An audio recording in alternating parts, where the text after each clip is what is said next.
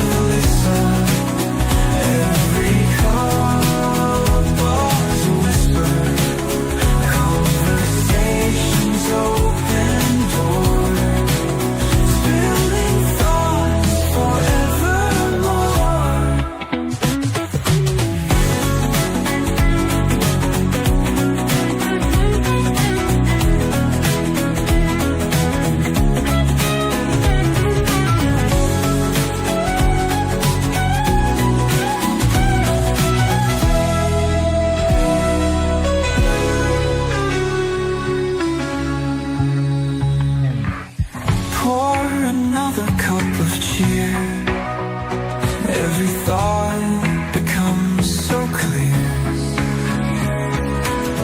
From sea tunes and bubbling streams, waking up to brand new dreams. Coffee chats with Melissa. Every cup was a whisper. Conversation.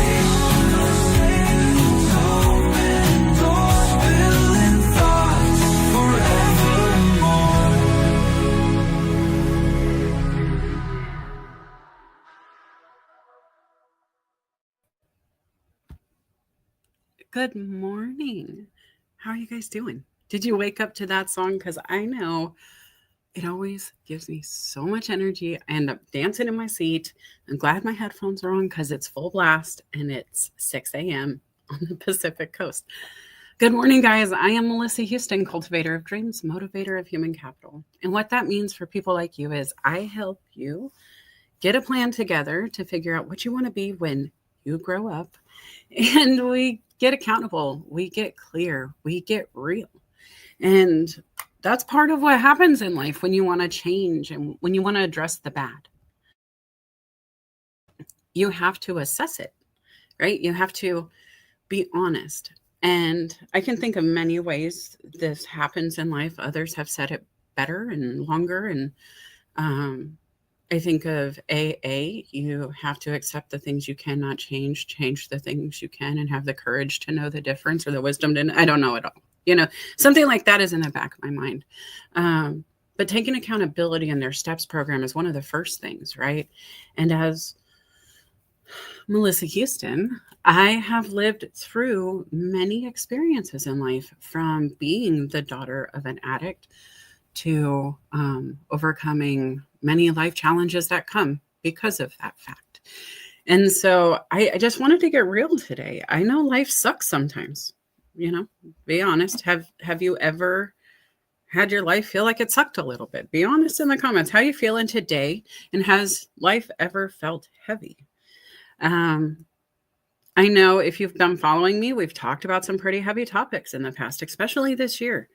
In the past 12 months, there have been numerous people who have passed, unfortunately, and out of nowhere, right? It wasn't coming. We didn't see it happening. It wasn't a long-term illness or anything of that nature. You add that to just the stuff everybody's seeing everywhere on the television every day. I don't care what colored crayon your political shade is. Truth is, everybody's welcome here. Everybody has an opinion. I'm a big fan of the Venn diagram. And I don't care what your color is, because in the center, we should all be overlapping. You do you in your house, but in the center where everybody exists, we should overlap and share and all become one color in that moment, right? We all get to take care of humans. And that's what we do at this show. So if you're new, welcome. If you have not subscribed, I can't speak this morning yet, please do so, because I feel like 3 years in the making this show has been, and lots of ripples there. Lots of good things have come from being able to show up for yourself over and over, and that's me included. Hosting the show is something that fills my cup as much as it pours into yours. And so I hope you keep coming back. It's very selfish of me to ask, but I really do. I hope you keep coming back. So just want to say hi to my friends in the comments, Chasen and Aaron and Paulette. Good morning, Kenneth Dunner. Savor the flavor, sir. We're going to get into it, right? If you guys want to learn more about me, if you're new to the show, please go to documentthenact.com. It's going to be on the slides, but really just, let's get into this, guys, right? One of the first things I think about when I think about mindset is the bad stuff, right? When I hear mindset, I don't always think bubbles and glitter. I do mostly on LinkedIn, but when I get over to those other platforms, I see a lot of reels and posts and trauma and drama and chaos. And I'm guilty. I was born with the internet. Like I was me before the internet, guys. Like I'm older than Google. Many of my friends are too. Hi, friends. So you remember, like, we have watched this thing grow and evolve and become this pool that we sometimes want to swim in, sometimes not, right? If I think about social media, I always think about like a water park where, if you go to the kids zone, you're probably not swimming in the cleanest waters because there's diapers on half of the swimmers in the kiddie pool. Whereas if you go maybe to the seniors, could be the same, could be cleaner. I don't know, but somewhere in between is where I like to hang out. And when I think about what we dive into, when I go to Instagram, I like to float and get fairy-like. It's very much the magical, mystical, right? When I go over to Facebook, I feel like it's this nonstop fight over which crayon color is better for politics. When I go to TikTok, it's kind of a blend of everything. There's some dancing, there's some politics, there's some chaos. What is your favorite, guys? Where are you at? And what do you do when you're overwhelmed? I bring up social media because most of us turn there, right? Doom scrolling. It's a trend that's out there. And the first thing you should do is not add more, in my opinion, right? When you're overwhelmed, if you already have a full cup of coffee, why would you go and pour more in? How much more do you need before you can process what's already there? And so thinking through that kind of mindset, guys, where do you go when you're overwhelmed? What are you doing when your brain is busy, when you know that maybe you need a break, when you know it's just too much right now? I really have to tell you, when it gets too much, I'm knocking things over. When it gets too much, I like to slow down. I slow down to speed up. You've heard me say it before, I'm certain. And it's one of those things we really have to do. When you take a nap, you wake up more rejuvenated. You can go further, right? How many of us have taken a pre-party nap? Or I'm going out with later, I need to take a little bit. I have a big event, show, whatever, right? I do this. And I also like to get clear before I do any big event. What do I need to bring? What should be in the bag? I do the same thing when I'm traveling, right? I have these checklists, so to speak, that help me make sure I don't lose my head. Aaron Gibson has been on the phone when he's like, all right, Wheels, do you have a this? Do you have a that? Is your phone in your hand? Of course it was. We were talking on it. Do you have your water? Do you have your bag? And I know you guys have them too, right? But my question is, how often do you have them for these moments of chaos, for these moments where the world is looking like it's falling apart? The sky is falling. Chicken Little is running around the house. It's all on fire. How do you get clear when you can barely breathe?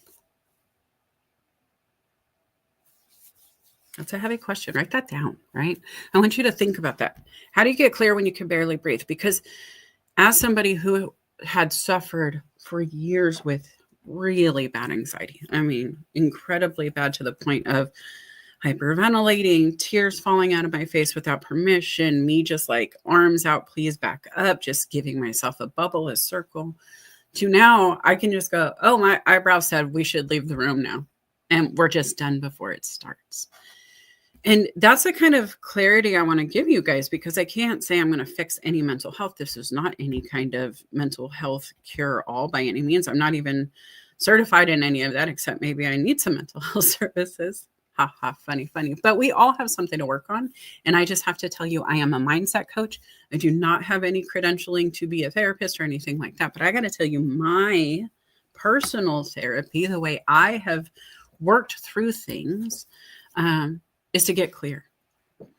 And I got to give credit to whoever it was. And I can think of a church having us do this in a service, but I can't remember the first time. I know it wasn't the first time in the church that I did it, but it's the memory that keeps coming back.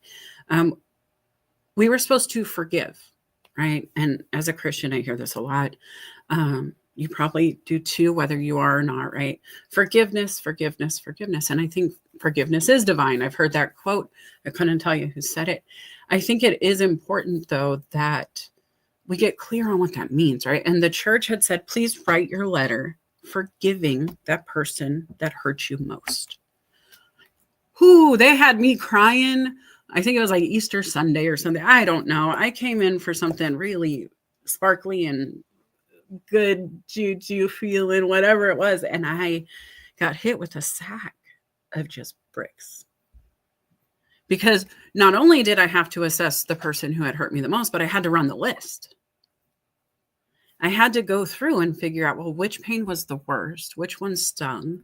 And I had to kind of run this list. I wasn't ready to run at the time, to be honest with you guys. I was very young in this situation, half my age now, maybe less than that, more, but yeah, baby, 20 maybe.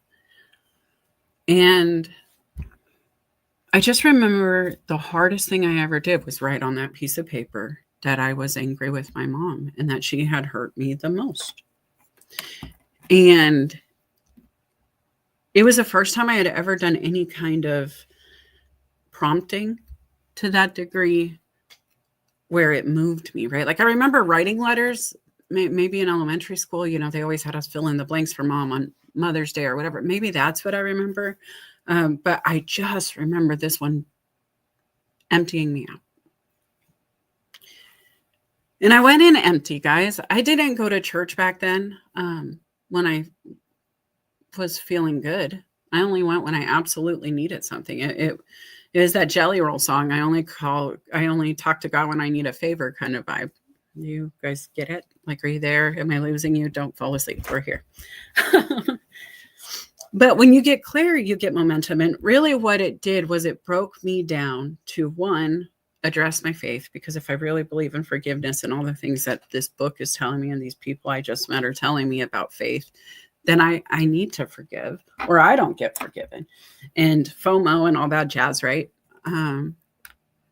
But then it was also the fact that, wow, I realized my mom was the one who hurt me more than anybody else in my life. And I had lived through a lot of stuff, but it was my mom's ripple in those moments that hurt. Now, I love my mom. And if you've read the books that I participated in, you know that I don't want anybody angry with her because I was angry enough, and we have forgiveness and we have healing, and she's gone now. She's passed. And so I say all of this with the utmost respect. And these are conversations she and I were able to have to some degree, which I'm grateful for. But when I got clear about who had hurt me the most, what was aching, what it was, I was able to address it. One, either go talk to mom about it or let it go. We either have to stop complaining. And I know this isn't complaining, but in my brain, this is my mindset at the time. Stop complaining or get to work. And most of the time we got to do both, because if you're working and complaining, you're probably miserable. And I don't want to be miserable. And so I had to figure out how I could forgive my mom for the hardest things I had ever lived through. And truthfully, when I started to dive into how, where, why, who, what my mom was, is, had become, who she hung out with, all those things, I realized my mom's ripple was because she had lived through her own ripples and never healed them. Right? And when I realized my mom was nothing more than the same little girl that I am, she just is in a more aged body, more of an aged version of her child. I realized, oh gosh, she's just a little girl who never figured it out. She's just me in the future, unless I change it. That clarity created momentum, right? It asked, my mom had suffered from depression. The depression led to wanting to feel good. The feel good meant partying. The partying meant drugs. And the drugs numbed her to some degree. It helped. Finger quotes, it doesn't help. Let me be very clear. Drugs do not help in that way. If they don't, long term, it's just not going to work out. However, temporarily, my mom felt nothing or something different than she had been feeling. And that's kind of how she described it to me, guys. But when I look at my mom's life before the drugs, I remember severe depression. I remember her being fired from her job because she broke down crying at a table. She had brought the wrong salad or soup or something, I don't remember. But she just started bawling and she couldn't stop crying for like 3 years. It was the last thing she could handle. And then the dam broke. And I remember just watching her sit on the couch, eyes rolling. She couldn't rally. She just couldn't. And then I remember seeing her get up and clean our house one day. And I remember her moving around and I was like, whoa, this is a completely different human. And it felt really good at first, right? But when I think about what she was doing, I really think she was trying to hide the pain. And that doesn't work long term. Again, not a medical person at all, not certified in anything, but I can tell you as a mindset coach who talks to humans and listens and pays attention and has to read a room because of the environment she was raised in, I don't take people at their word a lot. And the reason I don't is because I'm a mom who can see a little kid say they're fine, but also I see exhaustion and I see needing a hug and I see somebody who's hungry and I see somebody who needs a diaper change and tucked in and just held for a minute. And I think a lot of humans get too busy to remember that part, but my mom is the reason I do. And I got to give her credit. Her trauma created perspective for me. And when I think about what I was thinking most often back then, I was negative. I was so negative. Guys, I was 20 something years old talking to doctors about why my body hurt like I was 45. I was told I was handicapped back then. I was told that I could have surgeries back then. And I was also told I wasn't going to be able to walk for 6 weeks maybe. And it would take me a while to get full speed, but I had a toddler.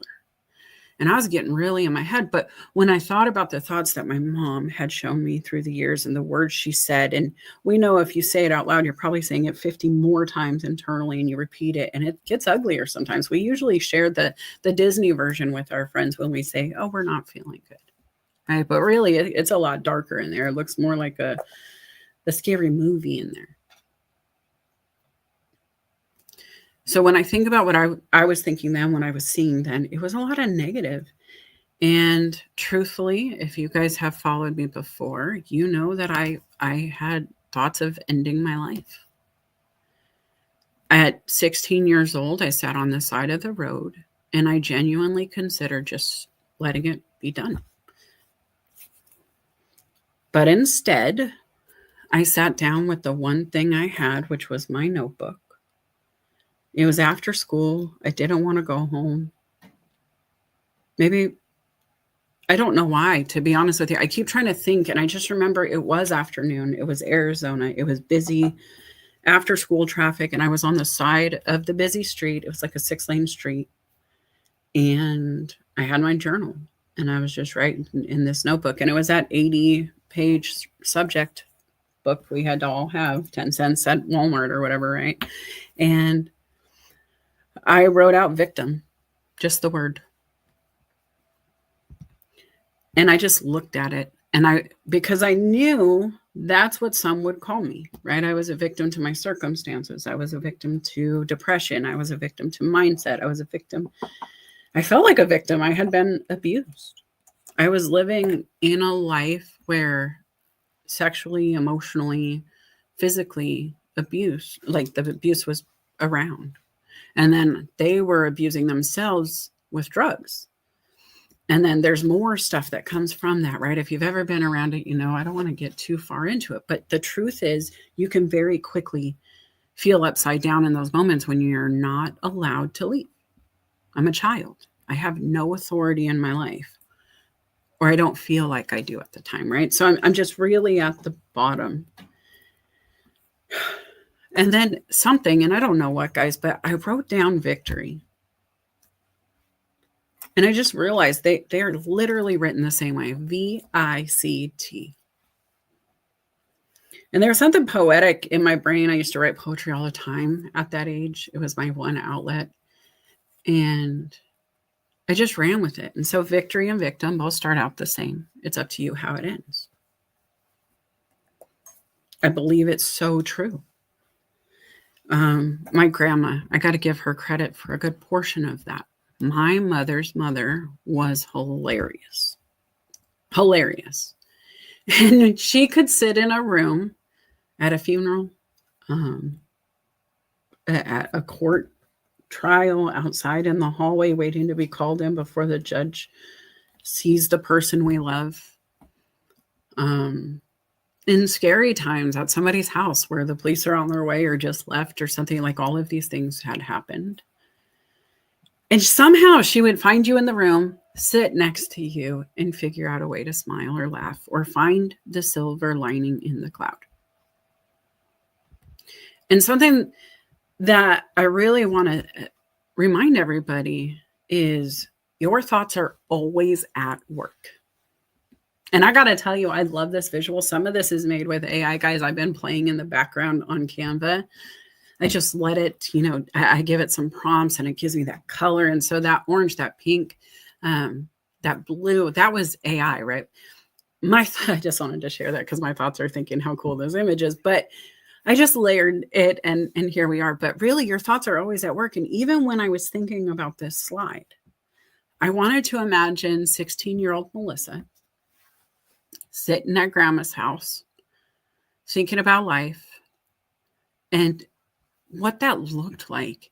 And guys, you can change the filter on this image. You can change the color scheme to be blues or purples or reds or greens or whatever it is. But truthfully, when we get to work on our thoughts, we determine what shade they are.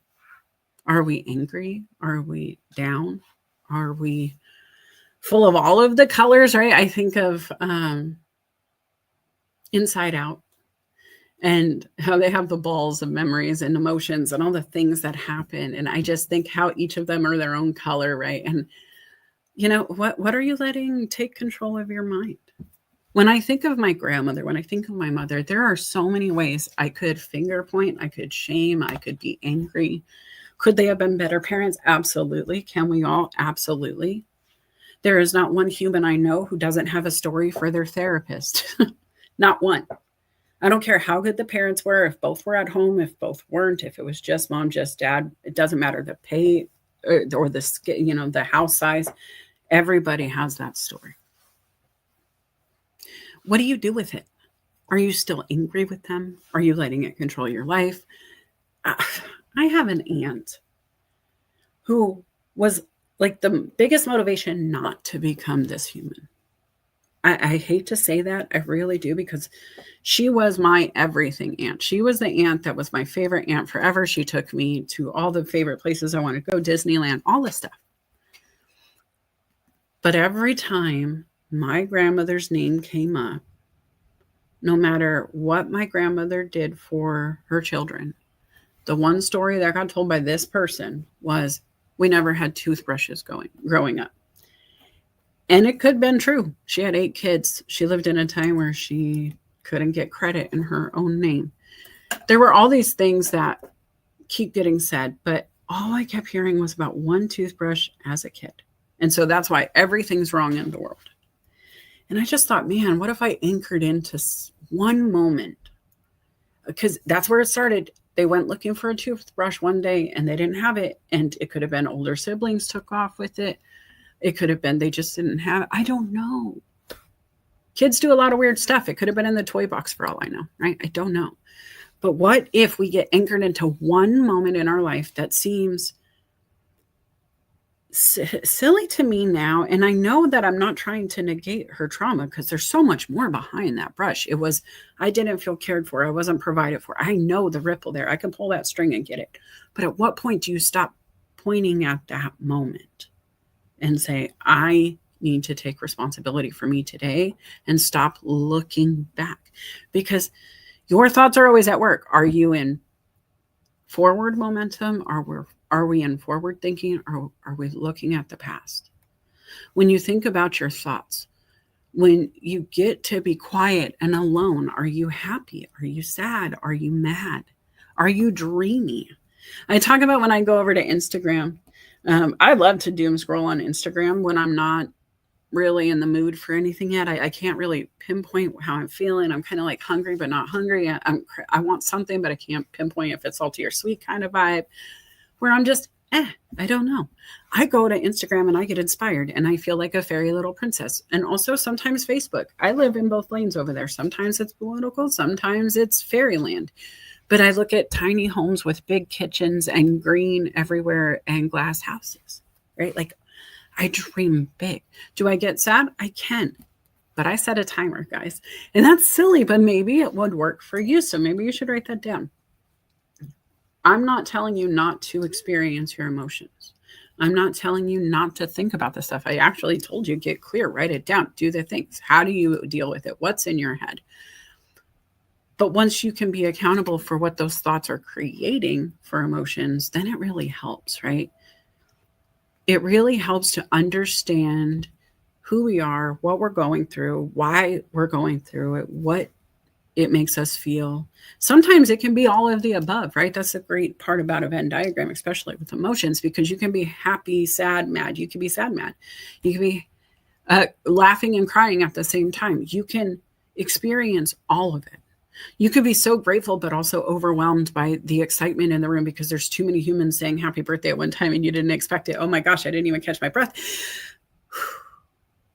People get overwhelmed in the happiest of moments. Brides cry at the altar, and they shouldn't be crying according to mom or grandma or whoever, right? But maybe there's somebody else in the room who goes, oh, I understand. She's so happy she can't even contain it. We have to be careful how we look at others processing too. And that's the thing, right? Imagine being the person on a bride's wedding day telling her she's not doing her day right. You shouldn't have done that. Oh man, the photos, you looked sad. Look, I don't care how I looked. I know what I felt. And I'm not saying that happened to me, guys. I was lucky enough. My pictures were on point. But imagine telling somebody they did their life wrong because it didn't meet your expectations of how you expected them to deliver that moment to you. Because that's what that is, right? And so let's be accountable for what we think and do. I love this too. I say it often. If you guys are new to the show, please just know this comes up a lot, but you will write your story either way. You are going to determine what your thoughts are. You are going to determine how much time you spend in any of those things. Now, I can tell you, I am not discounting biological depression or any of those things that you and your doctor might need to work in beyond the mindset work. But it's like a diet, guys. You can't just take a pill and be done. You got to put in the work. You got to exercise. You got to train your body to burn the fat without the pill. Now, some people will have to always have both, and that's cool. If your body doesn't create vitamin C, take vitamin C. If your body needs something, your doctor and you determine it's lacking, take it. And don't be ashamed to take it. I'm proud of you for putting in the work. I eat freaking oranges when I need vitamin C. And when that doesn't work, I go take the milligrams right out of the pharmacy because I get sick and I want to do 1,000 milligrams all of a sudden and really fight back, right? That's okay. I have been on antidepressants. I have been on anti-anxiety medicine. I am lucky enough to say I don't do any of that now, but I would happily go back, or maybe unhappily, depending on the moment, if my body told me I needed it.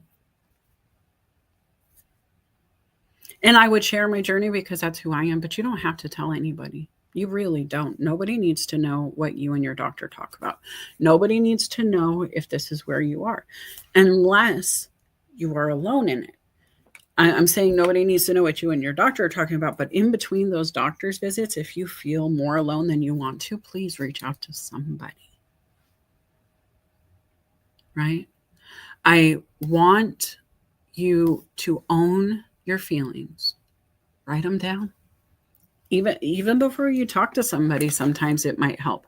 Now, if you're really down, just reach out. And it's hard to do. I know it's hard to do, but if you're doing anything, try to make yourself feel better, right? Give yourself the ability to try before you decide.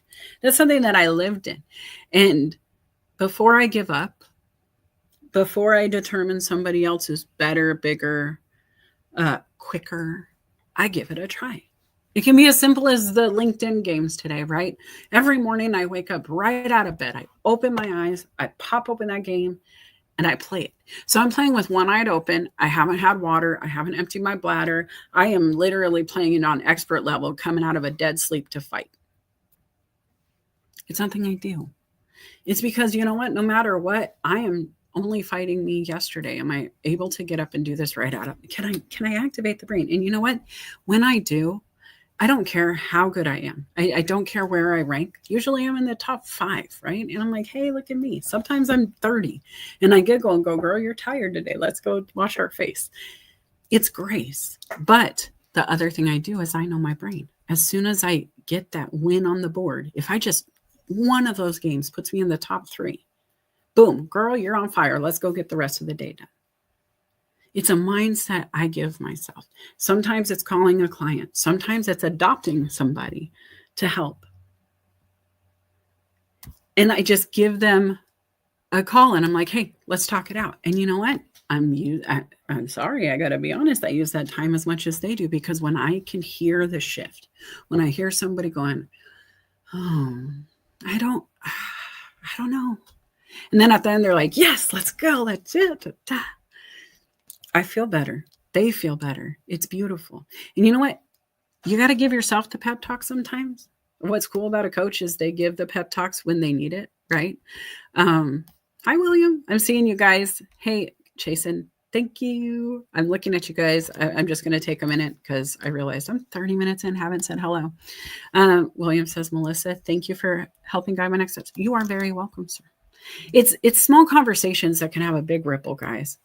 And I just want you to be accountable for your story. You're the captain of your ship. Annette, yes, ma'am.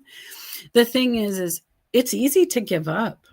It's why most people do. It's why most entrepreneurs close within the first year and most don't make it past 5. And you have to determine what you will and will not do. Disney would not be Disney without Walt going, F you, I'm going to keep investing in myself. Forget you, I got to keep going. And this is not verbatim quotes. Please, Disney, don't come after me. I'm just saying Walt could not give up. Walt was not going to let them say no. And so for me, a big fan of Disney, I'm looking at all of these princesses coming out of the tower, not giving up, fighting the whole dang village with one other person. And somehow they still win. They beat the villain. They kill the queen. They do it, right? I am not responsible for somebody who planted this seed for me. I don't know. My mom was really good at ABC on Sunday nights. She told me I was Tinkerbell even. So I was a little anchored into the glitter and magic and stuff. But guys, this is something you have to determine. What matters so much to you that you don't care what anybody says? Where you said, watch, I'm going to do a flip. And your friends are like, don't do a flip. And then you did the flip and they're like, whoa, you did a flip. right? Because fear stops a lot of people, and you're going to either push on or you're not. Jay says, I do wonder, is it always a good idea to reveal our story and thoughts on social media? That's a great question that we have to determine for ourselves. I have bosses, right? I work for a corporation. And while I am a coach and I have been my own employer, I took a rest on somebody else's payroll. And I mean that with love, because yesterday we were number one performing store in our district over plan percentage wise. And yes. But I had to determine what I write on social based on what their criteria is and who I am as a human. And I have to move accordingly. It's the Venn diagram, the overlap of both of us. What I do in my private time, maybe not so publicly, doesn't affect them. But anything I do while I'm overlapping with them would. And so I'm very careful to be honest about who I am. I am proud to work for an organization that believes in DEI and that focuses on people being who they are and ride your own ride and doing it your way. The motorcycle industry is one of the most diverse I've ever seen in my life. It's the most welcoming I've ever seen in my life, and I'm very grateful for that. However, not everybody wants to hear every story I have to tell. And I have to be careful, right? Like that Instagram versus Facebook versus LinkedIn. Sometimes you'll see me on TikTok, like figuring out which Disney character I am. I don't do those face videos on LinkedIn. Doesn't mean it's not still my story, but maybe you just pick your channels, right? And determine your why. What is the purpose of posting to social? That would very much determine on how I would respond to that. And I help clients with this often, with their marketing messages, staying on point, making sure we don't go too far from the goal, and having that accountability, because we do want to share. And sometimes we overshare, and sometimes we undershare, and sometimes we think we told the story we told and we didn't actually cover it at all. Right. And so it's good to have that accountability, maybe have somebody to bounce ideas off of and get it out there. But I think honestly, you have to move in what moves you. Fun and passion. And if you're passionate enough to post anyway, then maybe you should assess why and how you're doing that. What is it that moves you to want to post in spite of? What is it that makes you want to share your story? No, even though you know that there will be trolls, there will be people who talk crap, there will be people who go out there and create energy that's negative or anti-message, right? And that's fine. That is their passion to do. I'm going to let those humans who are watching both of us assess on their own what they're going to do with that. That's not my energy to deal with at all, right? And I got to tell you guys, I've been loving the AI backgrounds. The flowers here were that. I added the rest, but I loved this because I really like the florals, the pinks, the softness. But what if you didn't want to be a pink flower? What if you wanted to be more cartoon-like? Or what if you wanted to be different? What if you got to determine what pops up out of this stem? And you could be any color, shape, petal, style, any area from anywhere in the globe. Your flower could be your flower, and you could make your own. You could do whatever you wanted. You could make it a monster flower. You know how the kids do with the cars and then they turn into, Teslas. Or a monster mystery flower that lets you bloom your way with all that makes you you. This is what it's about. Because you know what? Kim Kardashian, I use her a lot in just a reference point, because if I think social media, I think Kardashians. I really do. They have figured it out. They each have their own way of doing it. While there is something consistent, if I look at a Kardashian flower, there's definitely overlap there.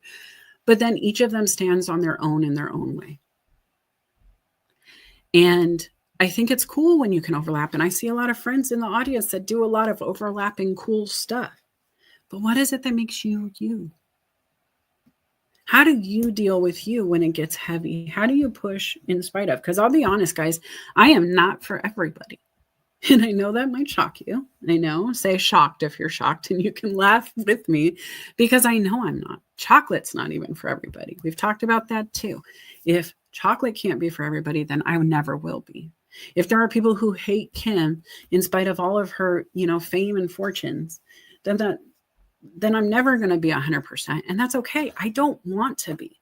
If I'm not making you uncomfortable, then I'm not pushing you. Oh, what did I say? I said, if I did not push you or make you feel uncomfortable, then I would not be a good coach. Because truthfully, we should all be working with people who make you question what they just said and really reflect and contemplate. And if it feels that way, why did she make me feel that way with that statement? Why did her telling me I don't need to be a pink flower make me feel upset? Or, I don't know. Someday you'd be shocked at some of the messages I've had about what people get upset about by what I say, or, impassioned by. I don't even want to say upset, but just like, it's cool. Let's bring that passion out, but you got to do it your way. What is your way? And do you know? When we come back to this concept of your thoughts at work, what are those things you're letting flow in and out of your brain? Is it magical? Is it a place where you want to go hang out? Is it something you can post on Instagram and 1 million people want that life too? Are you angry? Is it ugly? Are you demeaning yourself? Building yourself up? Tearing yourself down? Because you don't have a lot of options with the way the mind works, right? You're either flowing in a positive way or you're not. You're either in control of your thoughts or you're not. You're either going to take responsibility for your thoughts or you're not.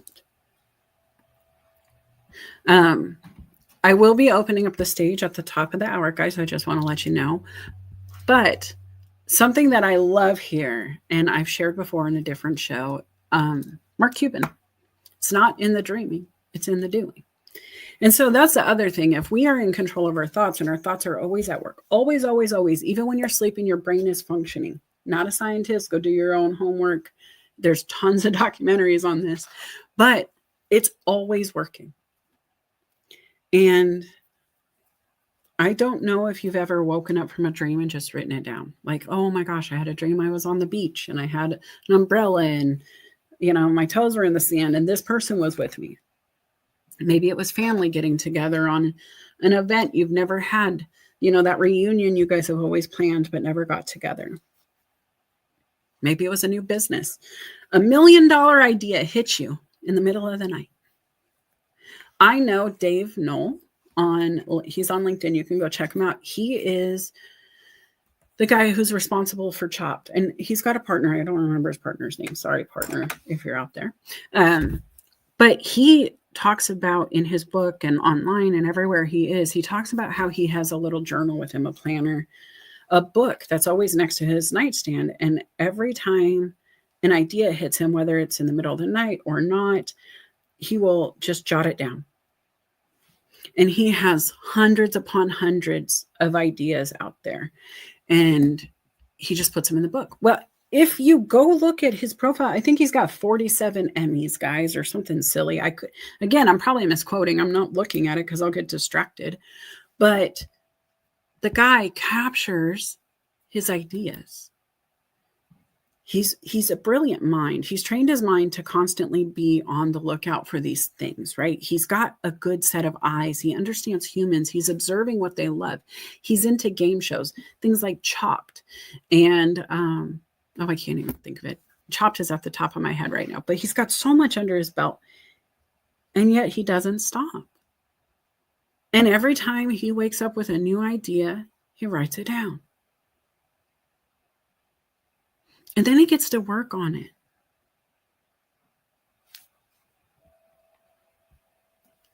Mark Cuban is a name we all know, right? Do you know who Mark Cuban is? Can you tell me one thing you know about Mark Cuban? Because if I'm going to jump ahead, and you're welcome to still throw it down when you do, Shark Tank. What I know about Mark Cuban is I wanted to be a second mind to him when I was dreaming about my dream job. When I thought about the kind of role I wanted when I was leaving being somebody else's employee, I really thought about people like Mark Cuban, where I would just love to sit in the rooms he's in and just be at the table and go, oh, but what about this? Oh, but did you think about this? And what if we approached it this way? Oh, we should call Bob for this. We should call Sally because she's really good at this part. All I wanted to do was sit there and be that extra mind that just assessed the things that maybe were floating around the main circle, right? Just the bubbles, the extra stuff, the glitter, the cherry on top for those ones who are already out there being brilliant. And if you look at my client list, it's kind of who I pick for clients too, because I wanted to do that thing. And I'm not waiting for Mark to call me yet. He can call me at any time, but I'm going to be active until he does. Yeah, I'm going to be active until maybe we're on the same stage together, not just him calling me for coaching or anything like that, or consulting, but just sitting next to each other going, this is cool. I love these entrepreneurs. What do you think was the coolest that they presented today? Right? Maybe we do Shark Tank Junior or something together. I don't know. But when I allow myself to write that down as a goal, you guys know the power. We've heard about manifestation, right? The Bible, we've talked about my faith. I believe words have power. It says so in the book that I believe in. But I also know that I'm one of those woo-woo kind of people, and my gut tells me things. And when my gut says, hey, call so-and-so, hey, somebody's on your brain, I just reach out and go, why are you on my brain? Hey, you know what? I had a need to talk to you. Something told me we should chat. And I act on that feeling. And so I want to come back to the question of, what are you thinking most often? Are you writing them down? Even if you don't act on them, right? Even if you're like, I should call Sally. I should donate time at the church. I should clean my bottom drawer. I should, you fill in the blank. I don't know. What do you should, right? Write them down, because the things that pop in our brain pop in for a reason. If our minds are always working, always, always, always working, when something is brilliant enough to jump over all of that junk, movement, chaos that is in our brain, right? Felipe, chaos. When that happens and we're able to capture that moment, that thought, that one, that their space and time, and write it down, we do something for ourselves that I can't even really put a value on, guys, at all. That documentation in action, right? We've talked about it. But if your brain can only capture so much in a day, if you're a busy individual like I am, if you want to play in all of the colors, right? They say niche down, niche down. I don't want to. My niche is humans. Okay, I promise not to talk to the puppies unless you're not in the room. And then I'm going to talk to the dog, and I'm going to pet the dog, and I'm going to rub the dog, and I'm going to say hi to the dog, and we're going to be best friends. I won't coach the dog. I promise. I've niched. I'm human focused. Thanks. That's my TED Talk. Also, I'm not silly enough to think I can be everything to everybody. So I don't offer a really set in stone kind of coaching program, right? What I offer is promise of time, promise of accountability, promise to listen and assess and work together to create a plan, and then hold you accountable to the plan. And when you do that, guys, you don't have to niche down. You don't, because you're allowed to be a mom, a grandma, a businesswoman, a store manager, a coach, a consultant. Sometimes I'm the football coach. Sometimes I'm the mindset coach. Sometimes we're going to church and we're praying together and we're in the Bible and we're quoting scripture. It depends on the client and the need. But if I tried to bundle that in a package for you, I couldn't. So what do? I say, hey, here's some circles, guys. Here are the circles I like to play in. This is what I can do. I've done all of these things in my life. And this is what I want to teach you to do with your life. You are all of these circles too. You are allowed to have overlapping moments. And a lot of them do, and some of them never will. When I'm in my Chamber of Commerce events, when I was there sitting with everybody, hobnobbing, doing the things, my family wasn't there. They weren't in the circle. They were absolutely on the left side of the Venn diagram. And on the right side was the business part, right? So if we look at the pinks and the purples here, or if you guys aren't color being able to see the colors. It's the big left circle, big right circle. If that's family and business, and then we start looking at the different parts of business, it could be the marketing, it could be the leadership, it could be the coaching, the training, whatever it is, right? Some of that coaching and training might overlap in the center with my family. I'm a mom. I'm teaching the kids how to grow. I'm coaching the family to new heights by stop wasting water, turn off the utilities, whatever it is, right? You have to figure out your overlap, but everybody is more than one circle. There is not one human I know who is only business. There's somebody who likes to read, romance novels that have nothing to do with their business plan. There's somebody out there who likes to get artsy when they're not in their accounting spreadsheets. And really, if you ever saw the accounting spreadsheets before they sent over their 57 shades of purple and green and red and yellow, and they only make it all white to send it to you because maybe you don't like the color. It's shocking what you will see if you let people be them and not have to fit a mold. When I walked into the accounts payable department one day, I saw the spreadsheet that was just lit up, and I was like, oh, it's so pretty. What is that?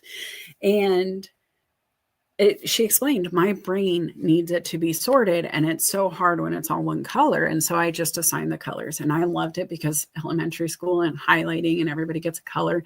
At work now today, everybody has a color. When they come in, they get to pick their favorite color highlighter if it's not taken, and when they're going through their paperwork, when they're looking at their goals, when they're looking at their outcomes, when they're looking at KPIs or reports, everything's highlighted for their color so they can quickly sort the data. A Venn diagram with different colors of circles and different ways to apply it can be the same, right? It can be every facet of your life. And that's why I love this tool. And it's not the power of the circle. The circles are cool, but it's the questions you apply to the circles that matter. That's where I take my clients. I can share circles all day and you can look at the circles and go, ooh, pretty.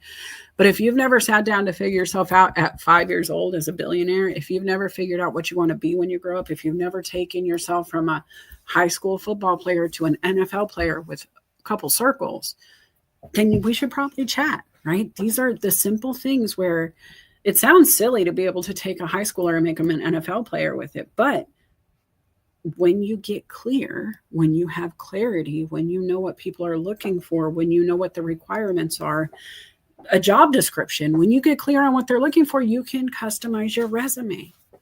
If you use a Venn diagram for job description versus where you are today, right? What you've done before, what they're asking for, what your resume says, you can get that overlap Venn diagram and just highlight that center part that really will pop for them. They don't need to know about the job that doesn't really matter. So take less time talking about the skills that they don't care about. Clarity equals momentum. A clean and concise resume will get you moving forward much faster than one that's busy, distracting, and takes too long to read. Are you guys still there? How are we feeling? Do you guys want to come on stage? Definitely message me if you want the link. I would love to know how you're feeling on this, if you have any questions you want to work through. But here's the other thing I want to say before I do bring people on. Clarity doesn't always mean ease. Being clear does not mean it's going to be easy. Having momentum does not mean it's not going to be like running through a thorn bush. Sometimes it's going to hurt to get clear. Sometimes it's going to hurt to move forward. We have to anyway. For those of you who weren't at my last show, I shared some stuff I've been going through. Unfortunately, my husband and I split just after our 18-year anniversary together. It was due to a situation of domestic violence. He is not allowed back at the house at this time, and there's some ongoing court stuff, so I'm not going to get into all the details by any means. But it's had a ripple, and it provided clarity, and it created a need to build momentum and move forward in spite of. So when I'm talking about these heavy moments, guys, when I'm talking about how this works, I need you to know that I am living this first. I don't ask anybody to run through thorn bushes I have not first jumped through. If I have not done it, I will tell you, I have not done that. I can help you figure out how to do it because these are my tools available to me, or we can call in a friend. That's just honesty. But then going back to Jay's question of how much do we share and when and how and why, and it comes back to a personal choice.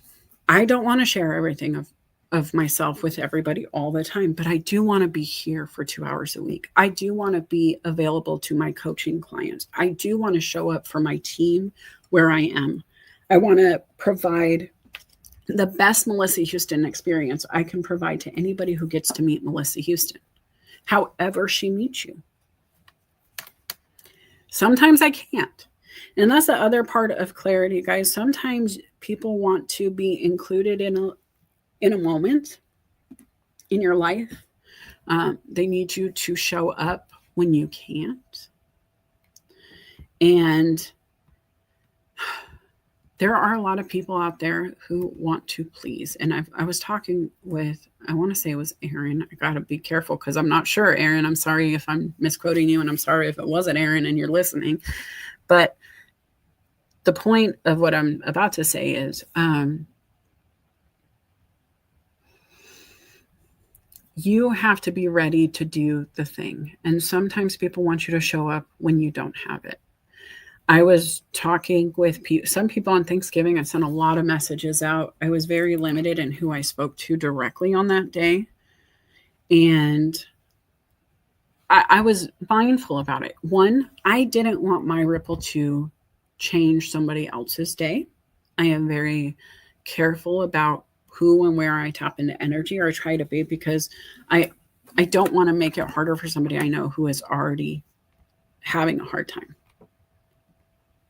And so I try to be mindful of that. I also want to talk to people who are not going to be triggered by my experience if I share it, so like, living through domestic violence, having done it before, there were moments where I could have reached out to some, and then I thought maybe I shouldn't, because I don't want to either trigger them or have them trigger me.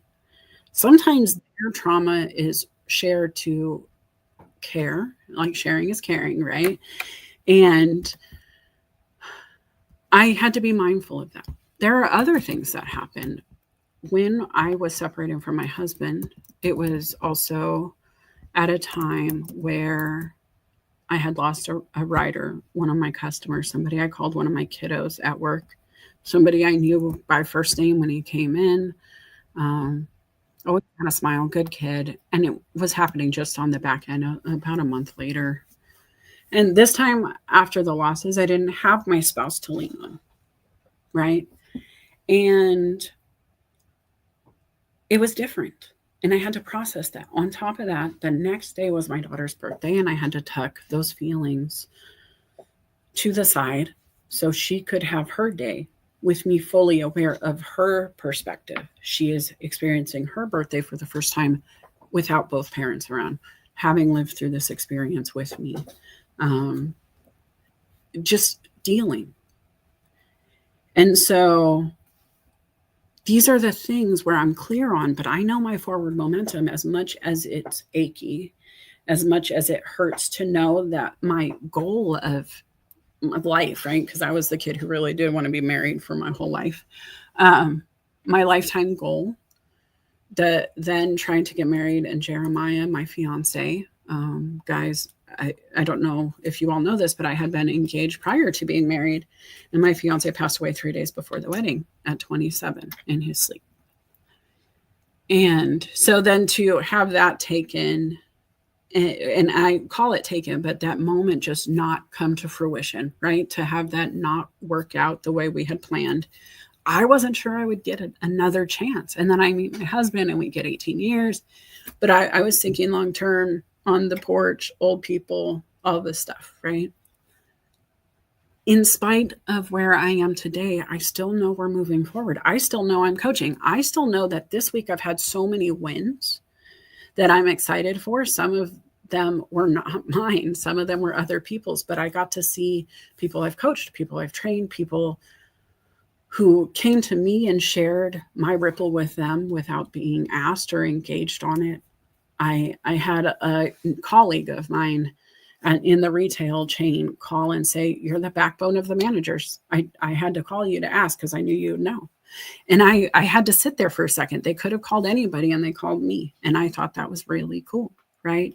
And so, guys, clarity is momentum. We can control our thoughts. I have a million thoughts going through my head at all times, if you can't tell. But we have to be in control of what that looks like. We have to make sure that we're writing our story our way.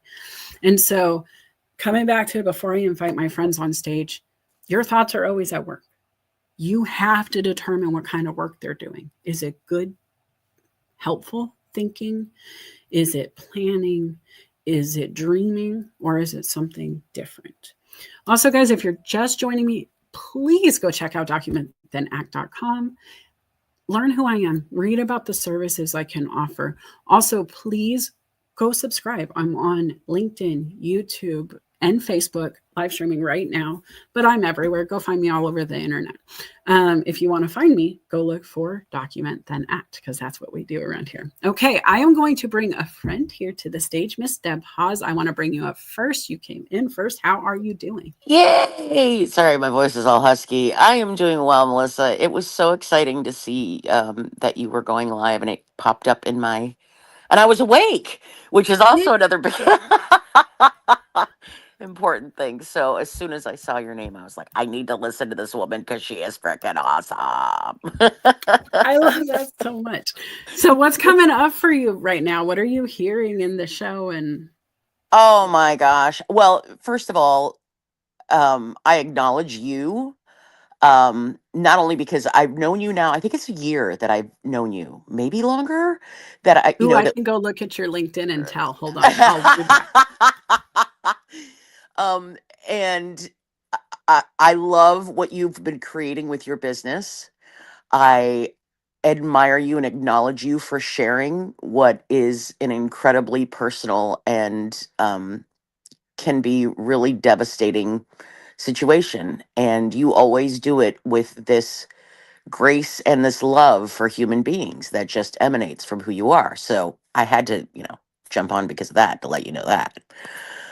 Oh, Um, I love your face so much. Thank you so much for that. Also, we met October 28th of 2024 is when we connected. oh, okay, cool. Very cool. Very cool. Yeah. So, Yeah, but I was probably listening to you and following you before that. I was the stalker before that. I love Um, stalkers. I just don't really, if you're really a stalker, don't do it yeah, because this is but not you know handy. But exactly you know yeah, exactly what I mean though. It's like you hear voices or you see people that you know this. I mean, you talk about this. The people that are saying a message that resonates for you on a certain level and everything about you was like this woman is awesome. I need to get to know her. And so, and now here I am a year after this, like almost exactly a year, a little over a year. And at the time, I was like, I want to start a business because I'm so burnt out on corporate right now. And I was laid off from a 24-year career. And I'm like, what am I going to do? And it's wild to be here a year later and your messages are resonating on a completely different level. Does that make sense? Like the what you're talking about, I feel like I have lived experience of it now. I love Um, that for you because it does hit differently when you revisit messages or when you hear something later. Like I watch these Christmas movies now, right? Miracle on 34th Street. When I was a kid, I always wanted Santa to bring me a house. Now I'm looking at it as the grown up going, oh, there's stuff to learn from a different way, right? I actually want to be yeah. Santa Claus a little bit in the movie now, but Yes. it is a Uh, different perspective, and that's exactly it. Just revisiting the mindset, right? I used to love Little Mermaid as a kid, and now I'm like, she's so grounded. She's so grounded. Get to your room. Go to your room. You're grounded. You don't get to talk to Eric and go walk on the shore. But I wanted to be part of his world a minute ago, right? And it's just so funny that when you step into that growth stage, then it resonates differently. And I think it's the same with the flower, because you have all of those elements happening at all times around you to grow. It's sunshine, the water, the whole thing. But when they're in the soil, they don't care about the sunshine. And when they're out of the soil, they don't care as much, right? Their roots are doing the work and they get to just bask in the glory of the sun. And it's a different feeling. But it's so cool to have you say that you can understand that, because you are growing then. That's so cool. It is the growing, and honestly, looking back on it now, for so many years, and this is not, I'm not saying this as like I'm upset about it or anything like that. It's just really putting what I've learned into perspective. Is when I was in corporate and I wasn't questioning it, and I was simply doing what I needed to do to make the money that I thought I needed to live the life that I thought I wanted.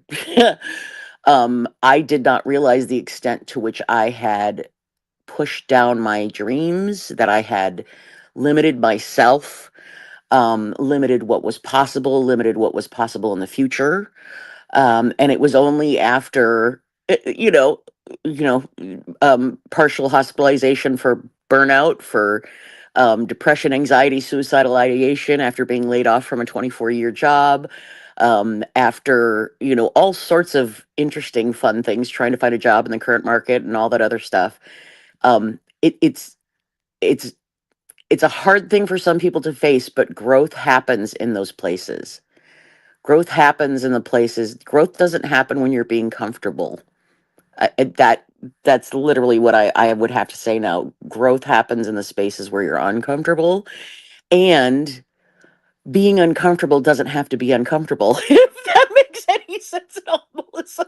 It does. I love that so much, because guys, we used to talk about it all the time. And Deb, I know you've been around, so you've probably heard this, but it's that energy of fear and excitement come from the same parts of the brain. And They again, do.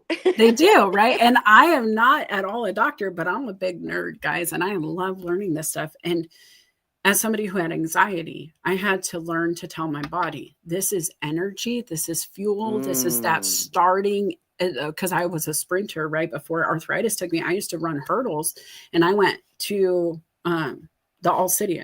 It's a long story. I was going to perform that day, but I had run away. My mom said she was not going to let me. So I didn't go, but I went All City because I was good. And Yep. when I thought about that starting line, and what made me jump off the line so much faster than the rest was that energy, that excitement, and being able to put it into that moment. It's the same with a boxer who can focus their punch and that energy of landing it and hit exactly Ooh, I where they love need to. that. Oh, Melissa, I love that analogy. It's true though. And so when you learn to harness it, right, you're standing up at the top of the diving board, you're scared as all get out. You're either going to use that to bounce, or you're going to have to shaky leg, go back down. And honestly, shaky leg is worse. Shaky leg is so much shaky worse. leg is worse. It is always worse. And this is the other thing that I've been learning. Like, there was about a year ago, I realized I really felt the extent to which I had allowed fear to determine everything in my life. Like, it was like a moment of like, oh my God. And then it was like, oh man. And the realization of that actually gave me power. And it gave me the power to feel the fear and not allow the fear to be the thing that limited me from taking action. That's it. Because listen, life's going to happen either way, guys. You've seen the movies, right? We're going to think about those action movies where Godzilla is coming. You see some of them start moving. You see some people start moving as soon as they hear a rumble. They don't even care what the rumble is. They're like, bye, I'm out. I don't care. I'll read it on the news tomorrow. You have others who are like running with their head turned half back, and they're running into the light post because they're not seeing where they're going because they're watching over their shoulder. And then you have others standing there going, oh, Godzilla. And they get 8. There's only one good way to move, and that's forward with your eyes focused, or you're in trouble. Oh my God, you painted the most wonderful picture just that I can see the whole thing. But guys, it's really up to us to determine that, right? And that's the thing, is it's not going to stop being scary. I can't stop Godzilla. I can't even stop things happening in my own life.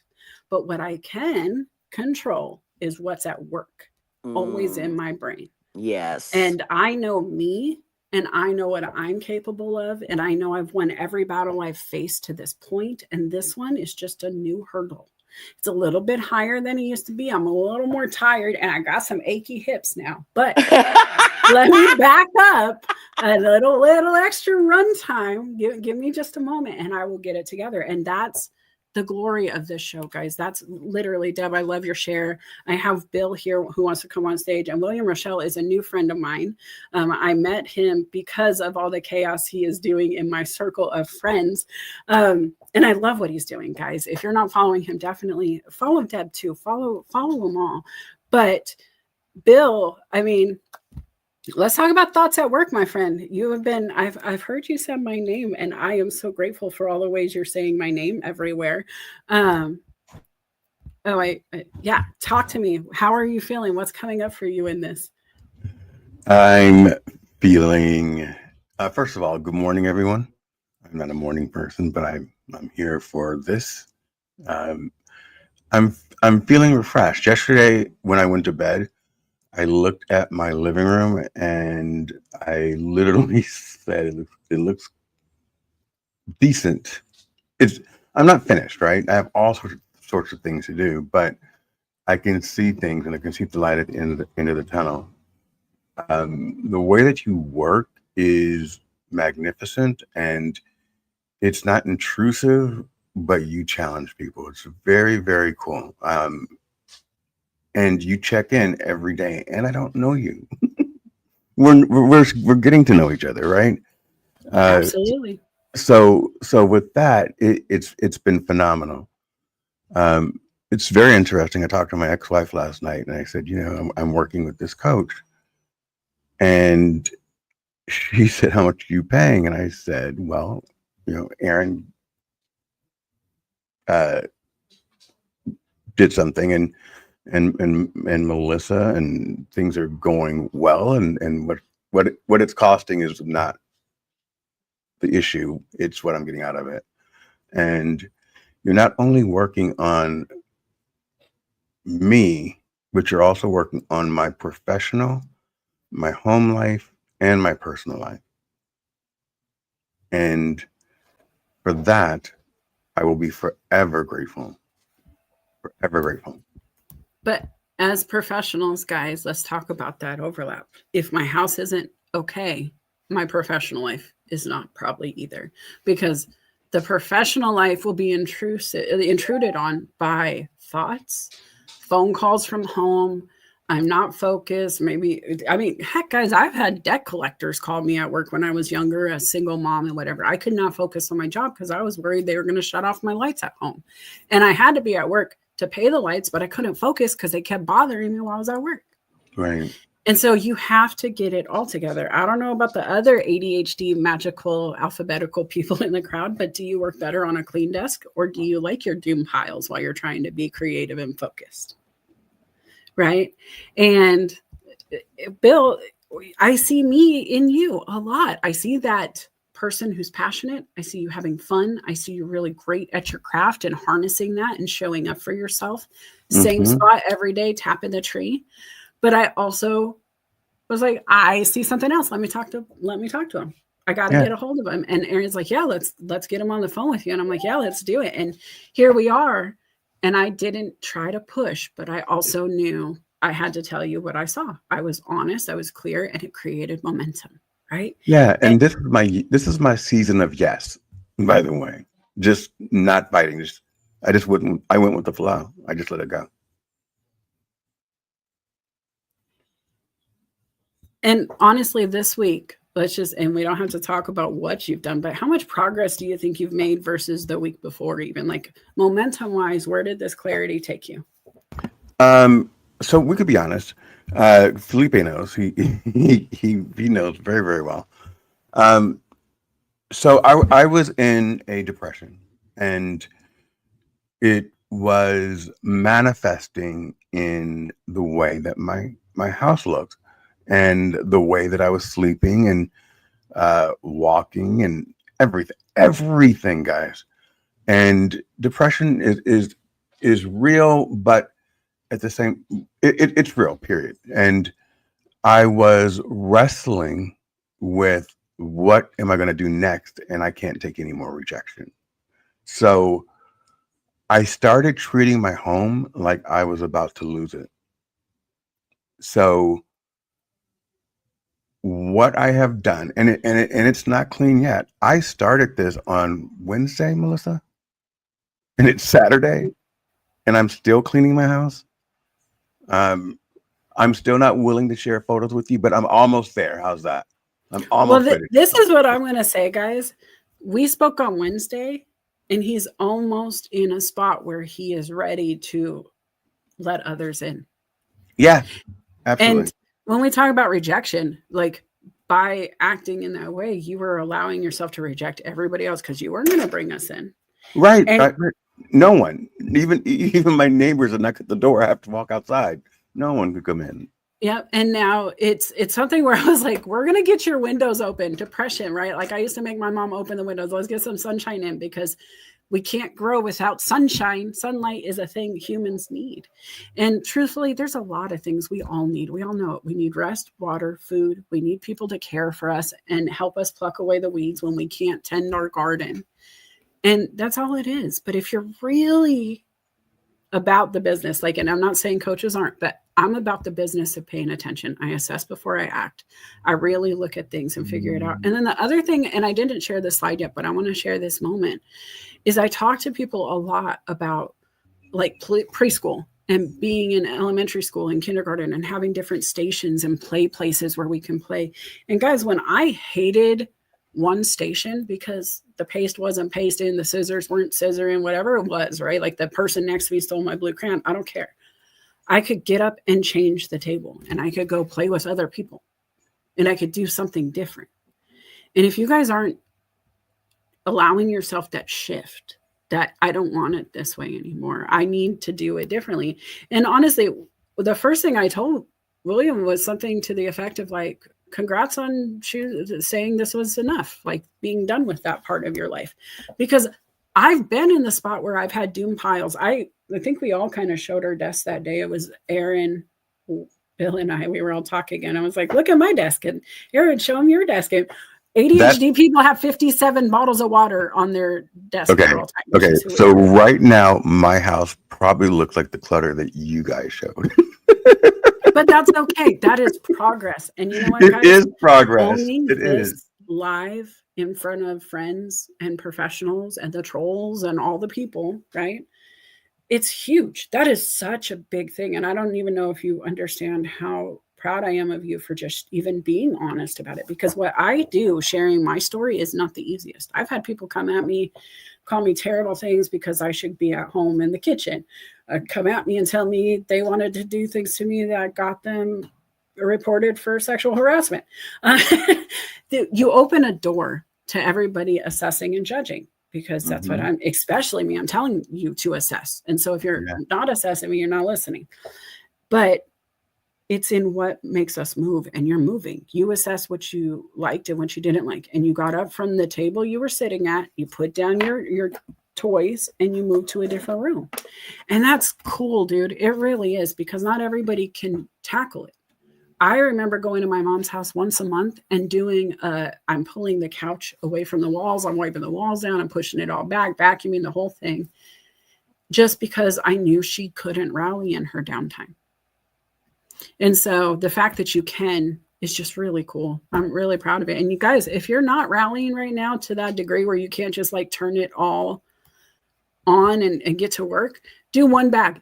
Take one little small grocery bag and just clean off the nightstand so you can put more junk on it while you lay there. Like Absolutely. Literally, if that's all you do, just do that. If you just shower, brush your teeth, wash your face, I'm proud of you. I've said this in a reel before, because that sometimes people don't even do that. But please, you will never have friends if you don't brush your teeth. Like we want to get close, but we can't whisper to you, buddy. It's morning breath time. But be willing to accept what your friends tell you to, because if William wasn't open, he wouldn't have done the work. If Deb didn't open herself up and be a little stalker and listen in and not tell me she was listening, she wouldn't have done the work to see the difference in the conversation today. There are so many people I talk to, and I'm just like, I'm so grateful that they're telling me that I've had the ripple, because not everybody always shares that stuff, guys. Like Deb hid it for 12 months. Dang it, Deb. Just kidding. But owning the growth is important. And that's the other reason to share, guys. If somebody helped you go from point A to point B, just saying, hey, this person helped. It's not just you. It's you that you're like, it's not them just being helped. It's you. You're acknowledging what you've accomplished. And I think people forget that part and don't want to brag. And I think you should. Bill, go ahead. I also wanted to share this. As everyone knows, most people know I have dogs. And to be honest with you, Melissa, once I opened the windows, the dogs went crazy. They're so much happier. Right now, Bruno is sitting out, just looking out the window and barking at people. He's totally excited. And the other thing that I put into motion after we spoke, you told me to take mini breaks. So my mini breaks have been me walking to the marina and back. And I've been doing it like 3 times a day. I had gotten so depressed that I would walk my dogs to the front yard. As soon as I peed, we would go back into the house. So it has gone beyond that. And I also think I told you I had a morning coffee with my neighbor Steve the next day after we used to talk, because you told me to start socializing and meeting people. All of that is included in what Melissa has done for me this week. I didn't do anything but say, hey, I see you, buddy. What are you doing? That's all you needed to say. That's it. But guys, that's it. Sometimes you just need somebody to go, I see you. Also, I'm going to check in on you again tomorrow because I'm going to keep seeing you until I see you differently. And then you're still going to be around because, now I know you. And I apologized the first time I met him. I was like, I'm sorry in advance. Now you know me. You're in trouble. I don't know. But guys. But it's a good trouble. It is a good trouble. And I like making good trouble. And I've pushed buttons. But sometimes those people come back and go, you were the one person who was willing to tell me the one thing I needed to hear that day. And I hated you for it for 6 months. I never. No. Not you, but others. And then I'm like, it's okay. Because I hated God for a long time too, before I forgave him for taking my fiance and then giving me the husband. And then now I'm sitting here going, well, I'm not going to hate on God this time because, I believe and I see and I do the things a little differently, but I'm allowed to be mad that my life's not where it is, but I approach it differently. I pray on it. I'm like, God, remove these bricks. What are you doing? Remove the bricks you did in place. What are you doing? You're anointing me. And guys, I've even gone so far now that when I get ready in the morning, it is perfume. It is, but it's a perfume oil. And I will pray as I'm putting the oil on because why not? And you know what? I have felt extra fluffy this week. It's simple stuff, and it could be a mindset, and it could be a placebo, but you know what, baby, it works. Let it happen. And it's working for you, Bill. Deb, it sounds like you want to say something real quick, too. Did you come off to add? Yeah, I did. 2 things. So the ripple that you created for me, Melissa, was the realization that I could be myself and say the feral feminist parts of myself and not be afraid of it. Does that make sense? Absolutely. You gave me the permission to be myself. And then Bill, from you, kudos to you, sir, for reaching out when you knew you needed help, because there are so many people that don't. There are so many people that suffer and keep suffering. And those are the people that you hear horrible stories about because they didn't have the courage to reach out. I don't even know if it's courage. I think they just maybe gave up whatever barriers they had put in the place for them being able to seek help. And it's the difference. It's the difference reaching out to a human being and just saying, hey, this is what's going on. I need someone to talk to. I need someone to tell me what's real and what isn't. And, and kudos to you for doing that. So Deb, I appreciate that. And I appreciate the fact that you put me in such high regard that you believe I reached out. But the truth is, I was on a podcast and Melissa was watching it and she contacted her friend and said, I need to talk to him. Very interesting. And I just followed her. I followed her lead. I just felt comfortable with it. So I was not brave. Yeah, you were, because you responded to the message. Okay. Do you get that? There's some Yes. people who would have just who would have been like, who's this wackadoo? or would have attacked her, because I'm sure, Melissa, you've had that happen before, where you reach out saying, hey, this is going to help you if you listen, and they're like, who are you, blah blah blah blah blah. I mean, So there's a reason I might have reached out to the person he was on the podcast with, which is Aaron. I'm going to call him out. He's willing to talk about it. But I said, hey, Aaron, I see something. I want to talk to William. He's like, oh, yeah, he's such a good guy. I'm like, Aaron, listen. And I just he was so excited about the show. I'm like, bring it back. I'm seeing something. I need to talk to William. Can you get him on the phone with me? And he's like, yeah. Can I give him some free time? And I was like, yeah, I want to give him free time too. I need to talk to him. I don't care about the money. I just want to talk to him. Yeah, I didn't want to say that. And that's okay, because there's been others who have been adopted just like that, Bill. That's who I am. That is it. But it's when, and this is who I am as a human, guys. I wake up every morning and I go, all right, God, do what you want with my life. However, I'm an idiot. So light it up like Die Hard. I need it fire on the runway. I need to know where I can land and where I'm supposed to be. And so when I look at something, and I know it's silly, but he knows me. I'm not sugarcoating with God. Right? You are so good at creating these analogies that are so perfect, because that's exactly how it is. Well, God gave me that gift, so I use it to communicate with them so we understand each other. But truthfully, I'm like, look, I'm stupid, so do it. I'm easily distracted bird. Squirrel, let's do it. But when I get that tickle, when I'm looking at something, I'm like, no, I know this is that moment. Your name is in my head. Whatever it is, I reach out. And I don't do it for me. I don't care about the money. God said move. I was like, okay. When your dad says go to your room, you go to your room. You don't say why. At least not in my generation. I didn't have a dad, but mom said do it. I did it, right? And so I use that same mentality when God says, because I trust him not to hurt me. I trust that universe, whatever this bigger power is rattling in my brain, you could call it what you want. But for me, my faith guides me, and it has not failed me. When my gut says this person needs you, I show up and go, what do you need? And I listen. And then I just tell them, I know you said this, but I heard this. Am I mishearing you? Because my gut, I can be talking mid-sentence and go, wait, no, I just lied. That doesn't feel right. And I'll say something and my gut says, that's not what you meant to say, or that's not what I wanted you to say, whatever it is. And I'll pull it back and then reword it so it's aligned correctly. And it's not for everybody that way. It really isn't. But when I saw Will, I was like, I got to talk to him. I don't know for what. I don't know if he'll receive it. He, like you said, he could have said, look, I don't know you. You're cool and all, but I don't know you. He could have said, hey, I know 57 other people I could talk to right now. I don't need to talk to you. But he didn't. And then when I poked, he looked at me like, ooh, this girl. And I'm sorry, but I'm a mom, so I read micro expressions. I'm like, wait, tell me again. What did you just say? What was the eyebrows? Those glasses aren't working to hide it. I see through them. And he's like, uh-oh.